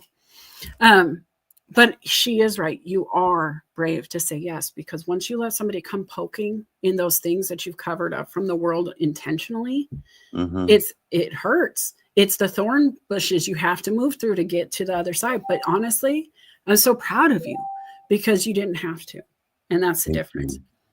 It really is. And I know Nick wants to come on stage and add to this. So I'm going to let her come here real quick. Can we get Felipe on stage so I can yell at him? Felipe, get up I'm here. still wanting to do that. Okay, Felipe, get up here. Let's make this man's dream come true. Nick, welcome to the stage. How you doing? Hi, good morning. It's funny. I am on my phone and I see this, what looks like this pretty cool room, but I can't see properly. I'm losing my eyesight. Oh, that's awesome. What? Well, I know. I'm like babbling. Happy Thanksgiving weekend, first of all. I am loving the conversation, as I always do. But I actually wanted to go back on something you said. Is that okay? Absolutely. Okay, cool. So you talked about clarity doesn't always bring peace. And that, that you're not always going to be clear on things, right? What I like about this is that I find that a lot of people share, in order to reach your goals, you have to have clarity. And a lot of times my goals aren't clear, or even my main goal isn't clear. And then there are times when it is, but the steps to take aren't clear. So like you say, and I I really appreciated this. It's momentum. It's about continuing to move. And I think the biggest part of the clarity that causes the peace for me is knowing that I'm aligned with the way that I show up every moment. So, I'm never afraid that without the clarity, I won't get to where I need to be. So that was actually my share. I love that so much. And let me just add before you do whatever else you're going to do. It's so important to know that just knowing it's time to move is enough clarity to move, right? It doesn't mean you know what you're doing. You can say, I'm going to get up and clean my house. You stand up off the couch. You have no idea where you're going to start yet, but you know you're starting. That is clarity. And then that momentum of standing gives you new perspective. And then as you move forward, maybe you go, oh, I see this piece of trash on the floor. Let me pick it up. Now you're walking to the trash can. You're like, oh, that's full. Let me empty that. The to-do list will build itself in a house. And if you're ADHD like me, you're going to go through the whole house before you get it all done, because you can't just focus on one room at a time. Before you walk, and then you're like, oh, I got to do the laundry. I dropped the towels off. But that clarity of wanting to act starts the process, right? And that's the part, Nick, you knew you wanted to be a publisher, and you did that before you ever left your job. You knew you wanted to do publishing full-time, and you left your job before you knew how you do publishing full-time. And you talked about this journey as you went, which is the momentum that creates clarity for others who are watching your story as they're growing, building, maybe with clarity, maybe with not, but just knowing that passion, that need to move is there. That's so cool, Nick. And you helped me with my momentum because I've written twice with you, and both became international best-selling books. And that gave me more momentum because I was clear on my ability to set a goal and achieve it that I had never really fathomed. I knew I wanted to write my story. I knew that was always going to be part of it. I thought maybe poetry. I thought maybe on social media. I didn't always think book. I did think maybe solo book one day when everybody was gone and I could tell the story without hurting feelings. But I never thought collaboration. I never thought a LinkedIn book. Mm-hmm. And Yep. so, Nick, I mean, you got to give yourself credit too, because She you did it for me always did too, that. Melissa. I never thought that writing a book or writing something like that had always been a dream of mine. And it wasn't until Nick came along with the collaboration thing that I took action on it. And so, Nick, yeah, you are the ripple queen as well. There's ripple queens all over here. But what I wanted to point out, Melissa, was this: of what you said about taking action and acting it's the key. There's a quote about how the world doesn't care what you want, think, intend, or wish for. The world only moves for you when you act. And that to me is kind of the phrase that I've been holding on to this whole last year in building a business: is the world only moves for you when you act. So what is the action that I need to take? And that's where I get into make a to-do list, guys, because also I forget. I have so many circles that I can forget the 3 to 5 things each circle might have for me. But if we write it down, we get a partner. And this is where it becomes important. Nick has been my accountability partner for hitting a deadline to get to publishing, right? That's what a publisher does. Could I have taken some of these steps on my own and figured out? Probably, right? I'm not a silly goose. I've done research for a decade. Did I have peace of mind knowing she's done it, replicated it, and over, I could just come to her and she'd be like, girl, get your story, and girl, get your story, without somebody going, girl, get your story. And I'd never have gone to print because I'm a deadline. When it comes to writing, when it comes to sharing my story on paper, I'm a little temperamental because of my experiences in school. My teachers weren't always the most supportive in the way they criticized or critiqued or whatever. And my life sucked at home, guys. So when the teachers got on me too for something that I really couldn't control, it hurt. So maybe trauma, maybe trigger, whatever you want to call it, but having Nick go, hey, get it in. Hey, it doesn't have to be perfect. Hey, share what you got. It could be 2 lines. I don't care. It helped. And so Nick, that power and that clarity you give others to just be themselves and do what you got to do, not say sorry. That's something Nick Show talked about a lot when she was having it on Sundays. Don't apologize. Don't say sorry. I love that you share that too, Nick, 100%. Do you want to add there? I'm just, again, like I said, enjoying the conversation, and I appreciate that, you know, you don't need to be 100% clear in where you are headed in order to be able to bring clarity to others based on the experience that you have, if it is that, like, that experience is going to guide the person, right? um and offering clarity, just in the sense of publishing, is very um it's very vast, right? Everybody needs a different type of clarity in a process like this, because everybody's facing a different challenge. um so oftentimes when you yourself bring just a service to someone and they feel that you've offered clarity to them, that actually reflects back to you in a lot of ways, and in its own way brings clarity to you, because it helps you to keep facing different situations and realizing that instinctually you have what it takes to guide that person. And then you keep discovering as you go that, your mission becomes clearer and clearer. The vision becomes clearer and clearer. I hope this is making some sense. I'm not Oh, going to it is. That's sorry, exactly it. but Listen, guys, clarity creates momentum. Momentum creates clarity. It's the cycle. It's the yes, infinite movement of an object in motion stays in motion. We've heard it said a lot of ways, yes, but yes, the other thing I'll say is you can only be so clear before you move. And then you can get all the to-do lists together you want. But have you ever heard that quote that when you plan, God laughs?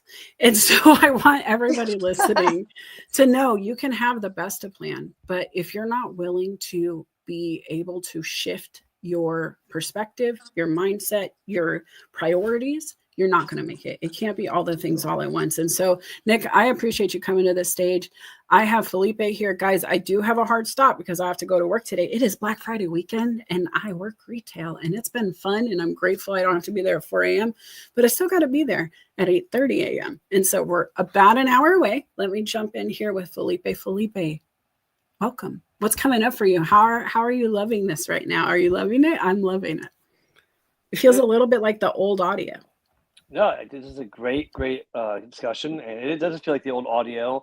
And I love everyone that's been on stage. It's great to hear from Bill and Deb and Nick, and of course you. And I just wanted to shine light on you, Houston. You have a talent that you found in your life that you're using it to help others, and it's your ability to coach people. You have a natural talent that hits home. You know how to look at someone and be able to just zone in on what the issue is and help guide them to get the help that they want. It's not your vision, it's their vision you're helping become reality. And I give you kudos for that because that's not easy to do.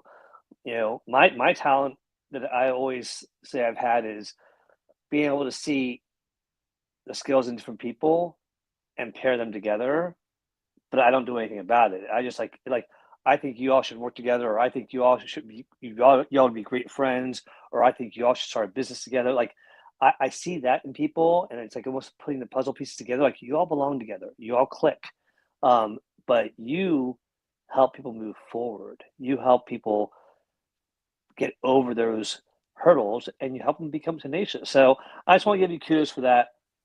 And Bill, I'm just so happy that you are making progress. That's feel good about every accomplishment every day because that's what it's all about. And Absolutely. yeah, and Deb, you're awesome as always. And Nick, I think you're an amazing person. So I just wanted to say hi and give some kudos, and because you all invited me up. Can we jump on a Zoom call after this, Felipe? What's that? Can we jump on a Zoom call after this?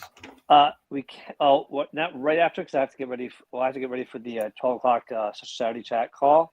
Okay. But maybe after that, Day sometime. Yeah, the Ohio State game's on, and yeah, we definitely. Okay, you guys figure that out. But hold on. Right. So listen, Social Saturday chat, guys, go follow Felipe. I love that spot.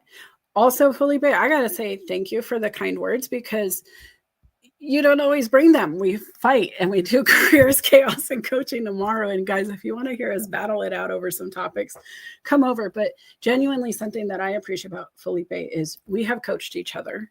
I have called him about stuff, and it was like HR relevant stuff. And I knew he was a guy I wanted to ask the question to. And he has called me about moments in his life. And it was just really cool to be able to share that. But also, we come to you guys every week, whether it be on his show with me tomorrow, the CCC brand, whether it be the Workplace Wellness Hour that he does. Wait, I'm sorry, correction. Our show. Okay, our show. Hold on. Don't interrupt my promo, bro. Ashley and Sumana are his other partners in his other show there. And I got to say, I'm big fans of their work. Ashley uses art and creativity to help people do their thing, which I dig a lot with my crayons and markers. And then Sumana does data to change and focus and really draw outcomes that you can bank on. And I love that too, because as a girl who likes a good ROI as a coach and consultant, we got to know what we're working for. It works. And he does it from so many different places, guys. And this is the part that I wanted to bring up about Felipe, not to pitch him because but because Felipe's Venn diagram is very diverse too, even in the way he shows up on the same platform, in the same group of humans. He approaches it differently and taps into his different passions and facets. And, he always has his fives. That's something he can count on. I always have my document that act and the Venn diagrams and the bubbles and all that good stuff. But you guys, you have something about you. Every time you look in the mirror, that's that one thing about you that you can highlight. Bill is able to take a message and just share it. He's able to go live without hesitation. He's able, even in his depression, and Bill, I'm calling you out because you said it, not me, but even when you were struggling personally, you showed up publicly for others. And I'll be honest, guys, that's what I saw. When he was showing compassion to others, I heard him speaking from a firsthand perspective on not wanting people to be insert here. I don't even remember the topic. I just remember knowing, oh, he's talking for real. He understands this. And if he understands this, let me figure out if it's past, previous, future, where are we at? And you guys have a gift to look at something and assess. It could be that, oh my gosh, the decor is off. Let me fix it. And you should be a home designer. Maybe it's a funeral director. I've thought about doing that. I'd be really good at guiding people through like picking the flowers and setting the music and the arrangements and inviting the guest and how to thoughtfully have the conversations. But there's other ways I could be used. Does it mean I can't do that? No, it just means that's not my focus today. But what is it that you want to repeat every day? Nick wants to write. Nick wants to be empowering stories. She's very much into all of that, right? You go look at her profile, you'll see what she lives and breathes. Felipe too, Deb, Bill, we all have our stories. What do you guys tell in the world about? Do you even tell the world what your passions are on your profile? Because that's something else. Like if you're here on LinkedIn, if you're on YouTube, if you're on social and you're not setting up your profile for people to come to meet you in these events where you are overlapping, breathing the same air, listening to the same stories, having the same lessons shared, then what are you doing? Why are you here? If you're not going to grow together, then, what's the plan? Do you have a plan? Did you never consider growing together or connecting with the people you've been listening in with for 2 hours? All of these people have shows or engage on shows or coach with people who have shows. Why not get to know them and see if they can't collaborate with you in some way or you can't elevate them or help them? Have the conversation so you can hear what they need and see what's written right there on their face. Are you listening? And if I'm going to be honest, it can't just be others, guys. When's the last time you sat down and listened to yourself? Really looked in the mirror. If I told you the next time you were going to do doom scrolling time, you were going to sit on the couch and not do the act you should be doing. If you were going to get in your feels about anything, what if I told you you had to do it in front of a mirror? What if I made you sit in front of the mirror to be ugly to yourself or rude or lazy or whatever, and you just had to look at yourself? Because I promise you, if you put a mirror up near your TV, you're not going to like sitting in front of the TV the whole time. You're going to be looking at the Gilmore Girls or whatever it is you're streaming, and you're going to then see yourself and you'll be like, what are you doing, lump of potatoes? Get up and do something. Maybe not you. That's me. That's me. But if we're not assessing, if we're not reflecting, if we're not looking at ourselves in the mirror long enough to actually look at ourselves in the mirror and not just see if the liner is straight or whatever it is, we need to pause and do that. If you're not assessing what you're thinking and how often you're thinking those thoughts, ask yourself why. The reason those thoughts are there is because there's something your brain's trying to tell you. Subconsciously, it's working on itself even when you're sleeping. And if you're not assessing what it is, if you don't understand why the same 10 things keep popping in your mind day in and day out, you need to figure it out. Because maybe it's the distraction. Maybe there's one person at work who comes in every day and asks you if the coffee's ready. So at 10 a.m., you're thinking coffee when you don't even drink it. Maybe you could say, I don't know, I don't drink it. Stop asking me. That would clear up your 10 a.m. for whatever else is on that list. You really need to assess what your thoughts are so you can understand where they're coming from, why they're coming, what you should do about your thoughts, and if you need to act on them. If you don't need to act on them, why are we having them?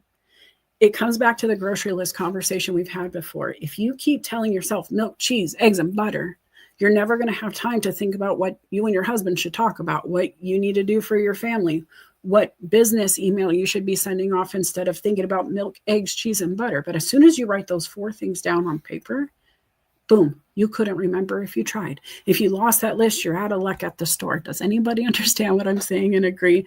Felipe, Nick, Bill, is any of this resonating for you?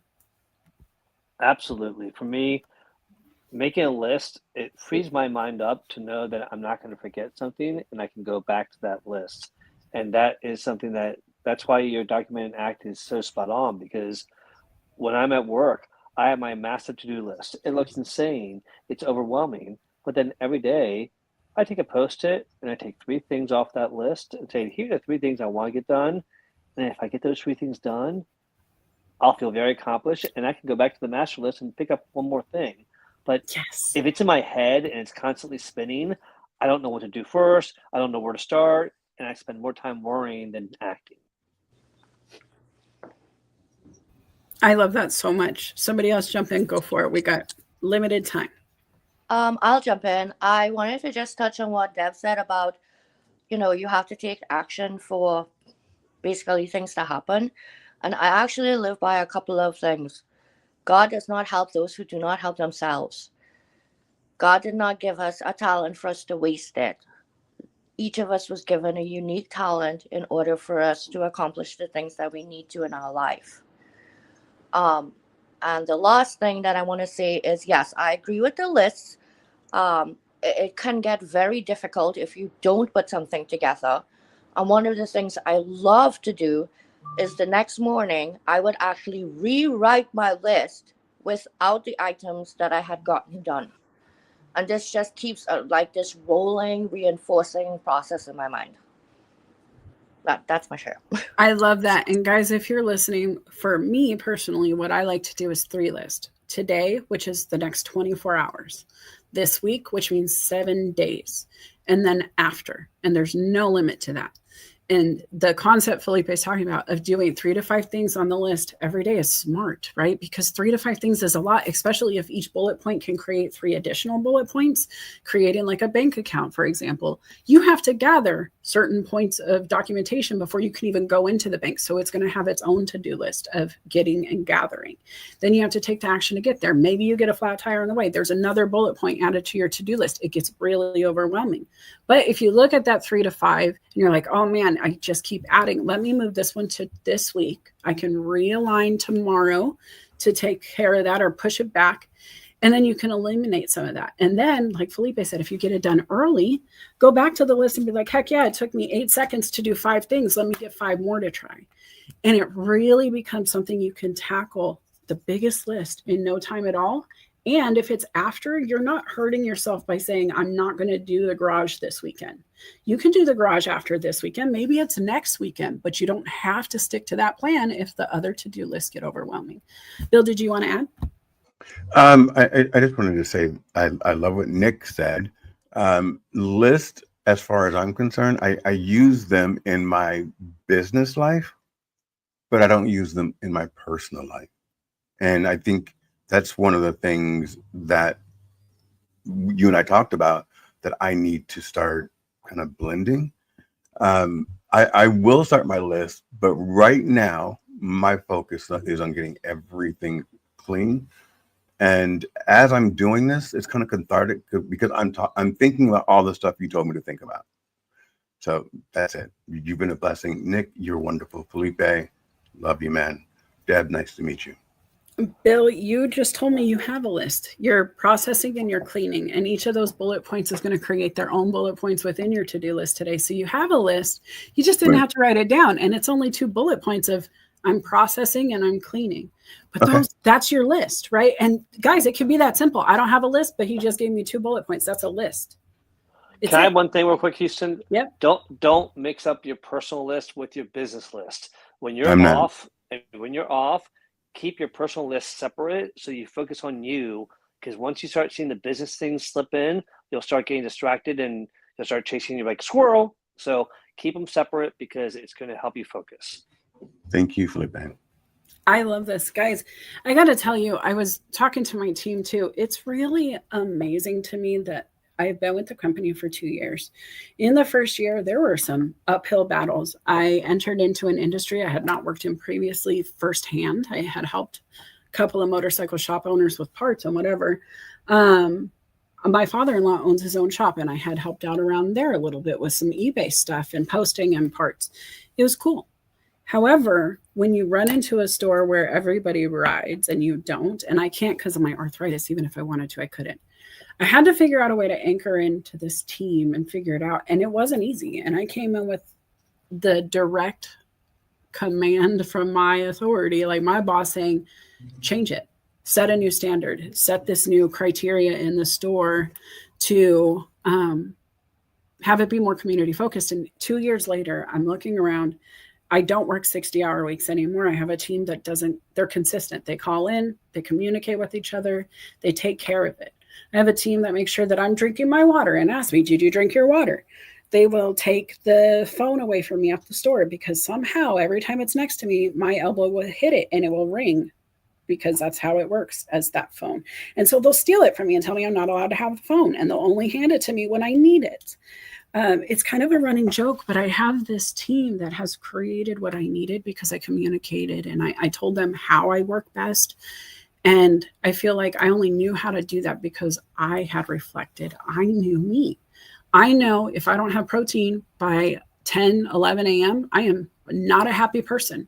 And it doesn't matter how sparkly I want to be, I am not a happy person. But if I know, hey guys, I have to eat, I'm getting hangry, they go, okay, they give me that 5 minutes, I take a snack, we're ready and we're back in action. And I respect my team in the same way. And so what I would say today, guys, with all the shares, if nothing else, I just want to remind you, you got to respect other people and how they work if you want them to respect how you work. You need to determine what this looks like for you. Who's in control of your thoughts if it isn't you? Genuinely, who are you giving that power to, and why would you give them that power? For me, I don't have a lot of grace in who I'm giving my thoughts to and how often they get to have them because I want to be in control of my story. I want to be in control of the narrative. I want to be able to limit what comes in and out of my ears or what I'm thinking because I have had ugly thoughts.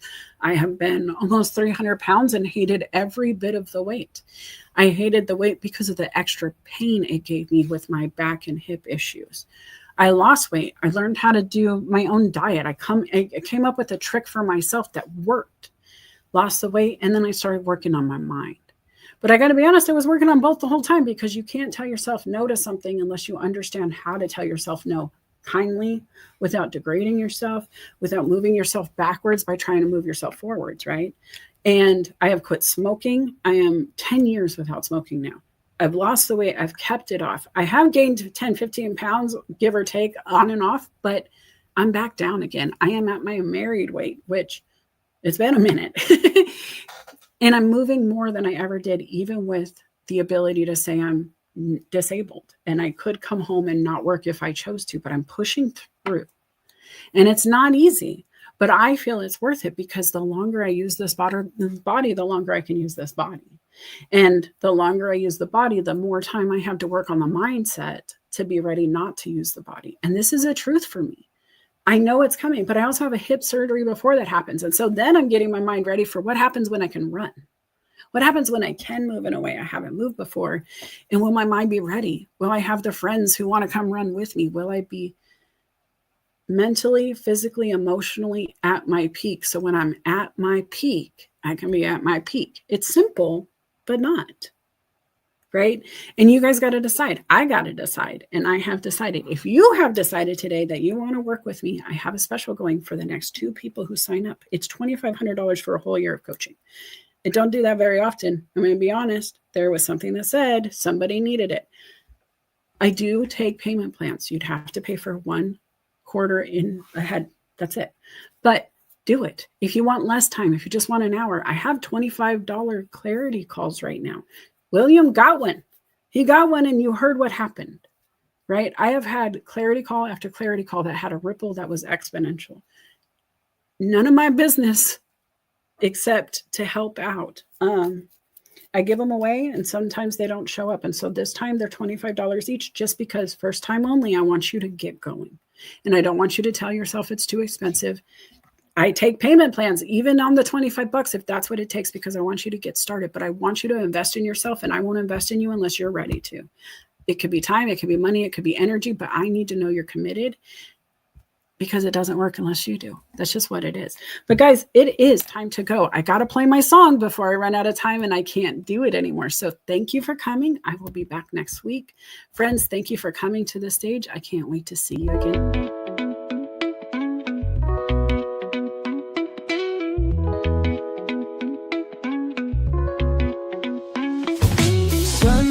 Creeps through my window pane.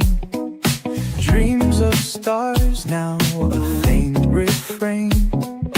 Coffee brews and thoughts collide in this early morning ride. Wake up world, let's start the day. Insight flows in a bright array. Questions dance like morning dew. In this space, it's me and you. Coffee chats with Melissa. Every cup is a whisper. Conversations open doors. Spilling thoughts forevermore. Ideas bubble crisp and bright. Words take flight in morning light. Consult the heart, make it sing. New perspectives on each wing.